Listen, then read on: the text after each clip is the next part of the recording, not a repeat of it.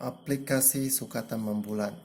Sukatan membulat boleh menolong kita menyelesaikan masalah-masalah kehidupan harian. Contohnya, first, tentukan panjang lengkuk pelangi. Yang kedua, tentukan luas terowong kereta api. Okey, untuk menyelesaikan masalah-masalah ini, pastikan pelajar masih ingat formula yang kita sudah belajar sebelum ini, iaitu S panjang lengkuk, formula G theta, L luas sektor, formula dia 1/2 G square theta. Di mana theta yang kita pakai adalah dalam radian. Pelajar juga boleh menggunakan theta dalam sudut darjah, tetapi formula untuk panjang lengkuk akan menjadi macam ni. Theta per 360 darab 2 pi J. 360 darjah ini ialah sudut dalam satu bulatan. Manakala luas pula menjadi theta per 360 darab pi J square. Di mana theta ini adalah dalam sudut darjah, di mana theta ini adalah dalam sudut radian. So itu pelajar kena clear. Selain daripada itu, kita ada juga formula untuk segitiga yang kita belajar sebelum ini. Formula penyelesaian segitiga. Contohnya, petua sinus. Okay, A per sin A equals to B per sin B. Okay, petua kosinus dan luas segitiga. Okay, dalam ketiga-tiga formula ini, sudut yang kita guna adalah dalam darjah. Pelajar kena ingat, sudut yang kita pakai semua dalam darjah. Okay, so langkah-langkah untuk menyelesaikan masalah harian, langkah-langkah yang kita akan jalankan untuk menyelesaikan masalah dalam kehidupan harian, okay, adalah seperti berikut. Yang pertama, kita mesti memahami masalah tersebut dahulu. Kemudian kita merancang strategi. Next, kita melaksanakan strategi dan last kita membuat refleksi. Untuk memahami masalah, kita kena membaca soalan berulang kali supaya kita betul-betul faham. Okey, merancang strategi, kita hendak menentukan apakah formula yang kita akan pakai. Okey. Nombor 3, kita menjalankan pengiraan iaitu melaksanakan strategi. Dan yang keempat, membuat refleksi iaitu kita menjawab soalan yang diberikan kepada kita. Okey, berikut ialah satu contoh.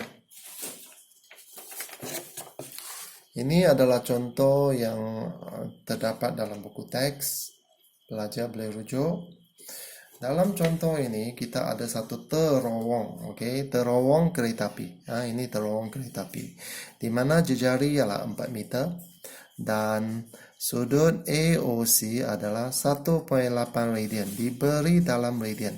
Okey, sekarang kita sudah faham soalan. A, kita cari panjang AC. AC adalah perentas. B, cari panjang lengkuk meja. Panjang lengkuk meja ABC. ABC, ini adalah panjang lengkuk meja. ABC. Ini adalah minor. Okey. C, cari luas keratan rentas terowong. Okey, luas terowong ini bentuk dia macam ini. Terdiri daripada satu sektor dan satu segitiga. Okey. Kita sudah faham soalan. Mari kita cuba menyelesaikan soalan yang pertama.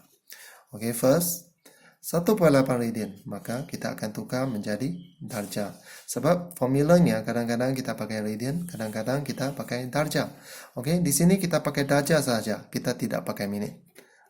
Kita tidak pakai minit untuk menyenangkan kerja. Okay, sekarang untuk mengira perentas AC. Nampaknya kita kena menggunakan formula penyelesaian segitiga. So, formula yang paling senang kita pakai adalah petua kosinus. Masih ingat pelajar macam mana petua kosinus? Sudut yang diberi ini adalah sisi yang bertentangan. So, AC square adalah sama dengan 4 kuasa 2 tambah 4 kuasa 2 tolak 2 darab 4 darab 4 cos sudut yang diberi. Ini adalah sudut kandung. Okey, kita diberi dua sisi dan satu sudut kandung. Maka kita boleh mencari sisi yang bertentangan dengan menggunakan petua kosinus. So dari sini, dari pengiraan AC kita ada 3.2619. Cuba kita gunakan lebih banyak titik perpuluhan supaya jawapan kita lebih tepat. Okey, jawapan akhir kita okey, 6.266, 3.4. Okey, kita punca kuasa 2 ini kita mendapat 6.266.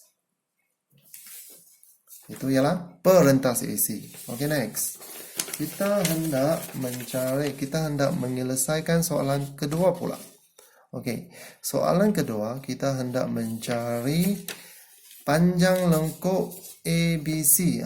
Ini ialah panjang lengkuk ABC. Kalau untuk mencari panjang lengkuk ABC, kita kena tahu apakah sudut refleks ini. Apa itu sudut refleks?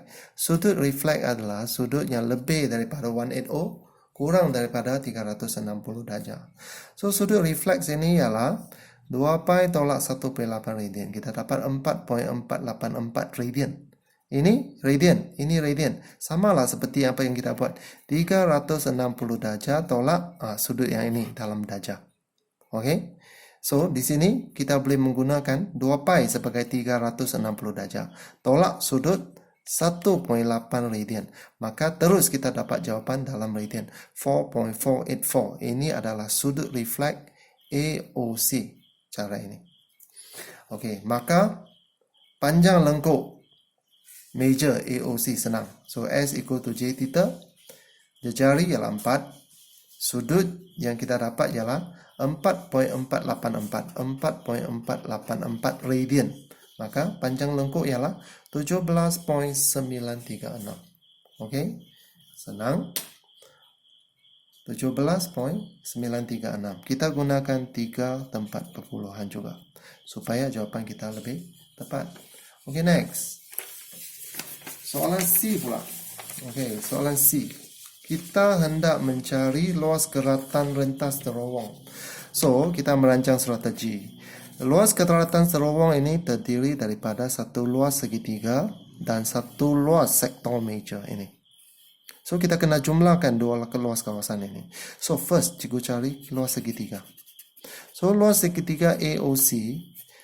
Masih ingat formula ketiga yang kita belajar dalam bab penyelesaian segitiga? Luas AOC ialah 1/2, 2 sisi dan sudut kandung. Okey, 1/2 OA darab OC darab sin sudut kandung. Okey. Sudut kandung ialah sudut AOC dan ini adalah 2 sisi segitiga. Maka kita ada 1/2, 4 darab 4 sin sudut ini. Okey, sudut ini mesti dalam darjah. Ini formula dia, sudut dia mesti dalam darjah. So, ini jawapan dia. Luas segitiga AOC. Okey, letak dalam 3 tempat perpuluhan. Kemudian kita cari luas sektor major ABC pula. So, apakah formula dia? L sama dengan 1/2 G square theta. Okey, so jejarinya ialah 4.